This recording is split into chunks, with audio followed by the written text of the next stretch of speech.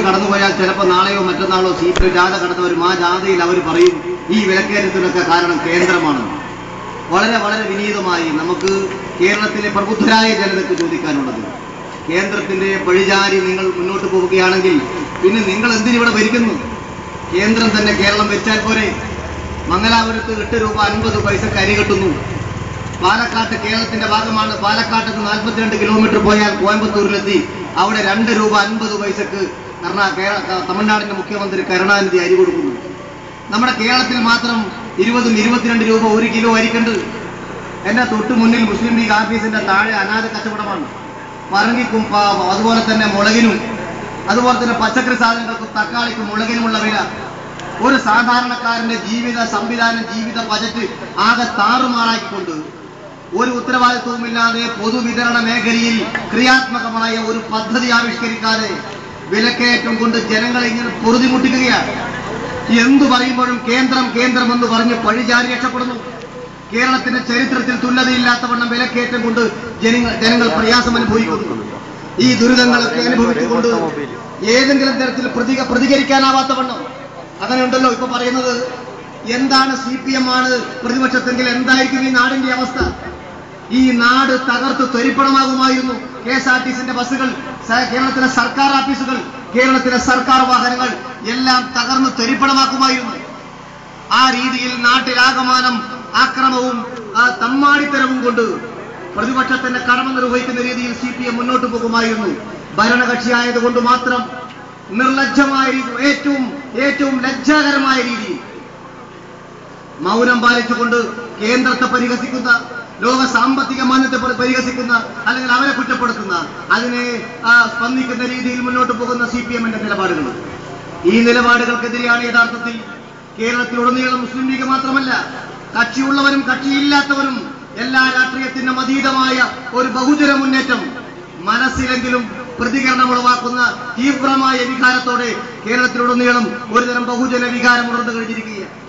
അതുകൊണ്ട് തന്നെയാണ് കഴിഞ്ഞ കുറെ ദിവസങ്ങളായി, കുറെ കാലങ്ങളായി, കഴിഞ്ഞ 6 മാസത്തിന് പുറത്ത് നോക്കിയാൽ മുസ്ലിം ലീഗിന്റെ, UDFന്റെ, കോൺഗ്രസിന്റെ ഏതെങ്കിലും ഒരു പൊതുയോഗത്തിൽ അഭൂതപൂർവമായ ജനക്കൂട്ടം വന്നു ചേരുന്നു. എവിടെയും നമ്മൾ പ്രതീക്ഷിക്കാത്ത ജനക്കൂട്ടം.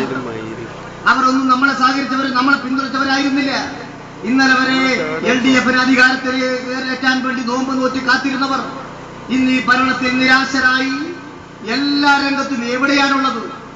ഇന്ത്യ രാജ്യത്ത് ഏതെങ്കിലും ഒരു സംസ്ഥാനത്ത് ബസ് ചാർജ് വർധനവ് ഇത്രമാത്രം രൂക്ഷമാണെന്ന് തെളിയിക്കാൻ CPMന് കഴിയില്ല.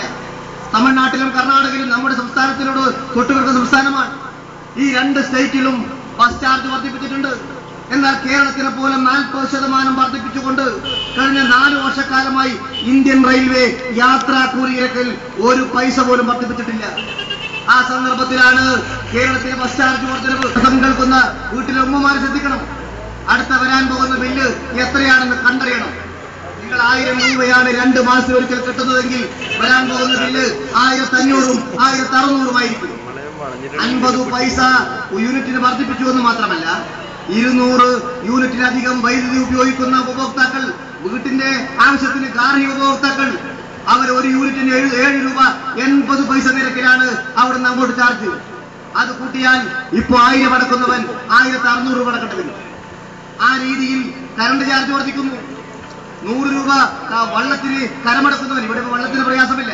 ഞങ്ങൾ ജാഥ കടന്നു വന്ന പടിഞ്ഞാറ് മേഖലയിലൊക്കെ സർക്കാരിന്റെ കുടിവെള്ളം സ്വീകരിച്ച് മുന്നോട്ട് പോകുന്നവരാണ്. സർക്കാരിന്റെ ഹൗസ് കണക്ഷൻ വാങ്ങി വാട്ടർ അതോറിറ്റിയുടെ വെള്ളം കുടിക്കുന്നവർ. ആ വെള്ളത്തിന് 100 രൂപ അടച്ചവൻ ഇപ്പൊ 250 രൂപ അടക്കണം. 138% വർധനവ് എത്തിയിട്ടുള്ളത്. അങ്ങനെ എല്ലാ മേഖലയിലും വർധനവ് മാത്രം വരുത്തി ജനങ്ങൾക്ക് ഏതെങ്കിലും തരത്തിലുള്ള ഒരു സഹായം നൽകാൻ, ഒരു സഹായത്തിന്റെ ഒരു പദ്ധതി പ്രഖ്യാപിക്കാൻ കഴിയാത്ത ഒരു സർക്കാർ പിന്നെ എന്തിന് നിങ്ങൾ നാട് ഭരിക്കുന്നു? ഈ സർക്കാരിനെതിരെയുള്ള ബഹുജന മുന്നേറ്റം, ബഹുജന വികാരം ആ രീതിയിൽ രാജ്യവ്യാപകമായി കൊടുമ്പിരികൊള്ളുകയാണ്. അത്തരമൊരു സന്ദർഭത്തിലാണ് മുസ്ലിം ലീഗ് സമരയാത്രയുമായി ഈ കാലത്തിന്റെ ദൗത്യം ഏറ്റെടുത്തുകൊണ്ട്, ഈ കാലഘട്ടത്തിന്റെ വെളിയൊച്ച കേട്ടുകൊണ്ട് നമ്മൾ മുന്നോട്ട് പോകുന്നത്. പ്രിയപ്പെട്ടവരെ, ഈ സമരയാത്രയിൽ ഈ ദൗത്യ നിർവഹണത്തിന്റെ ഭാഗമായി നിങ്ങൾ പങ്കാളികളാവണം. 4-ാം തീയതിയിലെ ഉദ്ഘാടന പരിപാടി, 5-ാം തീയതി രാവിലെ വീർച്ചേരി ഗേറ്റ് പരിസരത്ത് നിന്ന് ഏതാണ്ട് 2000-ഓളം ആളുകൾ അണിനിരക്കുന്ന കാസർഗോഡ് ജില്ലയിലെ മുക്ക് മൂലയിൽ നിന്നും കടന്നു വരുന്ന ആയിരക്കണക്കിന് വരുന്ന നമ്മുടെ സഹോദരന്മാർ പച്ചപ്പതാകയുമായി സുപ്രവസ്ത്രധാരികളായി മുസ്ലിം ലീഗിന്റെ ജില്ലാ സാരഥികളുടെ നായകത്വത്തിൽ മുന്നോട്ട് പോകുന്നു. ജില്ലാ കേന്ദ്രത്തിലേക്കും അവിടുന്ന് മഞ്ചേശ്വരം മൊസങ്കടിയിൽ 9-ാം തീയതി സമാപിക്കുന്നു. ആ സമരയാത്ര